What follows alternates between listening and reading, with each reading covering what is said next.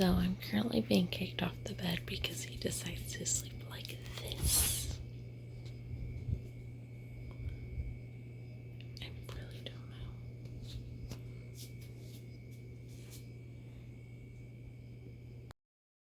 Probably been in your cabinet next to each other your entire life and you never thought to blend together.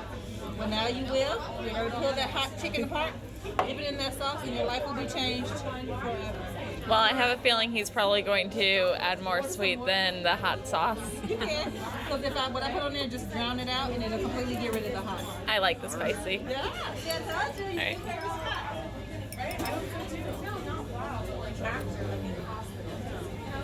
Alright, gotta film your first bite, James. I've got to film my first bite. Yeah. Let's see, it's called chicken and waffles, so let's get some chicken in here.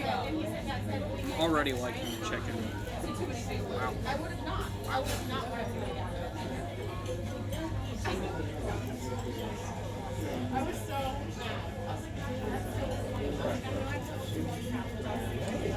So we got some chicken.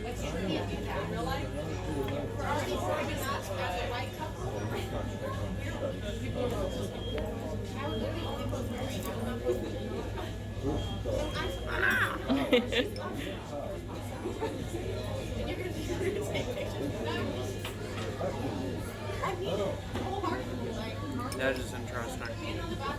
Good interesting or bad interesting? It's not like entirely bad, but I think I'll be eating it separate.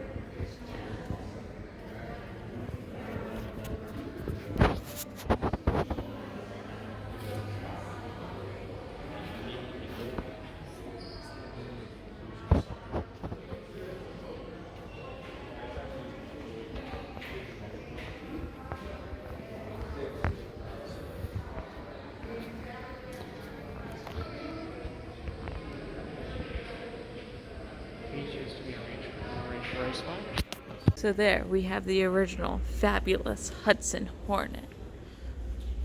Turn around. And we have the Cars fabulous Hudson Hornet.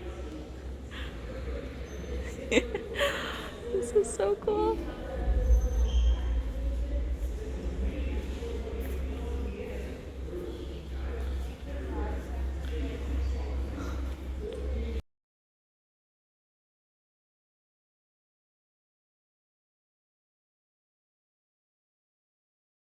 See way down there is the exit of turn 2. The exit of turn 2 begins our 3,000-foot backstretch.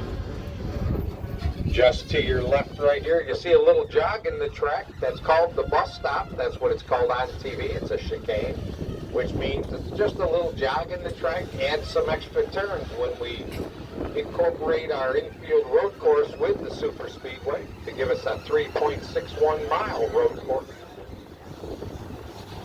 Now we're going to head down here to turns 3 and 4 where you were looking over the wall. Our 3,000-foot backstretch hooks on to turns 3 and 4. They're exactly the same as turns 1 and 2. From the double yellow lines out to that flat wall right there is only 40 feet wide.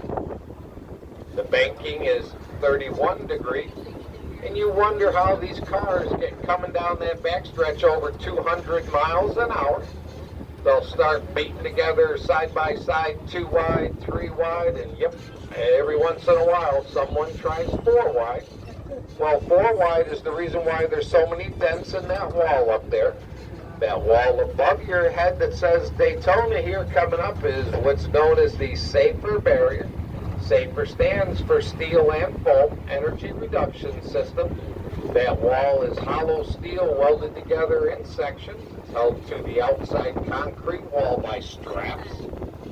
In between the 2 walls, there's styrofoam pyramids. So as the car does lose control and hit that wall up there, that wall will actually move.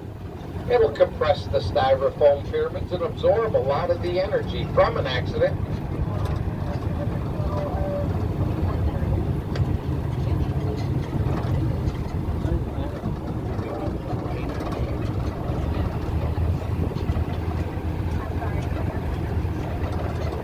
Now that wall right now is 4 stories above your head. Again, that wall would move, compress the styrofoam pyramids, and absorb a lot of the energy from an accident. It'll still tear apart a car pretty good at over 200 miles an hour, but at least more times now than before. The drivers do exit their wrecked vehicles and walk to the emergency equipment. And that's the most important part, is the safety of our drivers. And that's why we put it on the inside guardrails too, because there's still a few drivers that go off in the grass, do a little what we call agricultural racing, so we gave something soft to bounce off over there too. Now I mentioned that first race, February 22nd, 1959, held in front of just over 41,000 fans. I'm going to jump up on the front stretch here, and you're going to see what every driver has seen here since 1959. And that's coming out of turn 4. We're going to start heading down the front stretch here. Instead of being cheered on by 41,000 fans, you're now being yelled at and screamed at by 101,500 individually seated fans. No more benches, no more bleachers. They're all nice, comfortable seats. Now, another thing that doesn't look quite the same as it does on TV, and that's when the winner here, they'll stop at the start-finish line, do burnouts, they'll grab the flag from the flag person. That whole area looks flat here on TV, but I'm going to show you that it's not flat. It's actually banked at 18 degrees, which is a little over half of what our corners are. And so you get a good feel for that 18 degrees of banking. It's going to come up here, come to a stop. I'm going to let you drop the chains towards the track. Get out, take a little walk up and down the track there, get a good feel for the speedway, feel for 18 degrees. And then you can imagine what that 31 degrees of banking feels like. Now, if you have any issues with uneven ground, I recommend you stay close to or on the tram. If you have sandals or flip-flops on, be very, very careful. People have been known to tear the toe pieces right out of the flip-flops. And please, no running, pushing, anything like that, because should you fall on this blacktop, it is very, very sharp, and it will leave a mark. So do not run back and forth. As soon as I come to a stop, you're going to be able to drop the chain. So go ahead, towards the track only. I feel tall.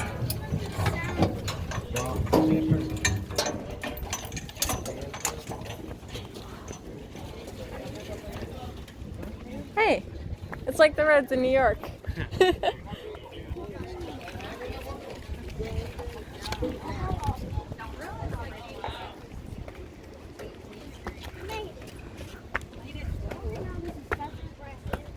Wow.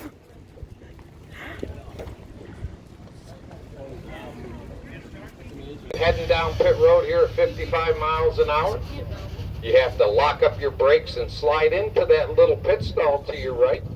The guys will jump off that wall. They'll run around to one side, jack it up, give you 4 tires or 2 tires and a can of fuel. Drop you off the jack, run around to the other side, give you 2 more tires and another can of fuel. Drop you off the jack and away you go.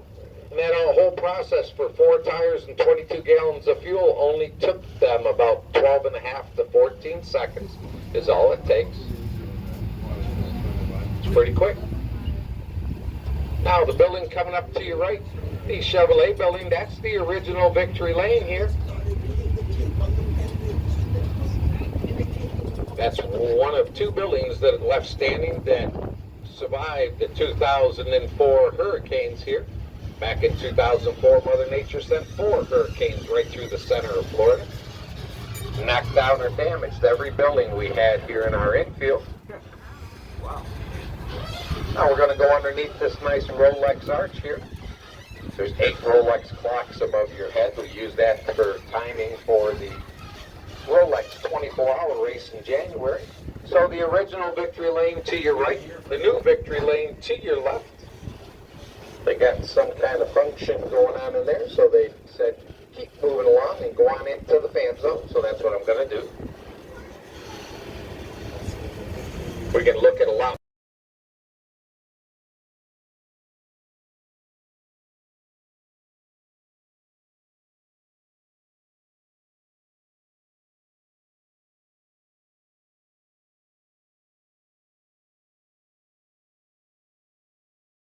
end of our property. If you come back this weekend, you want to go for a ride in a race car, this is the entrance you'll more likely come in. This is off of Williamson Boulevard called Gate 40. Or maybe you got one of the campsites over here for one of the events. There's another 900 campsites over here. Or maybe you want to watch a little flat track motorcycle racing or go-kart racing. That's what goes on over there at our flat track. It's a quarter-mile flat dirt track over there. That's where the last 2 years the American Flat Track Racing Association held their motorcycle championships over there. They're a lot of fun to watch. So, we had a lot of fun inside the Daytona International Speedway. Yeah, the racetrack area. I cut my foot.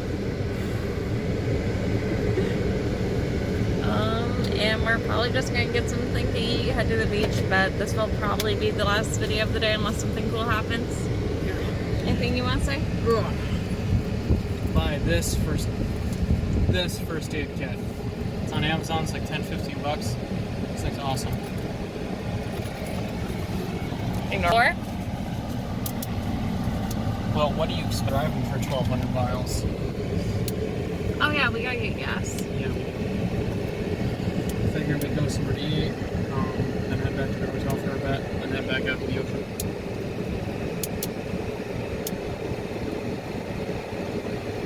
Do we have to go back to the Airbnb?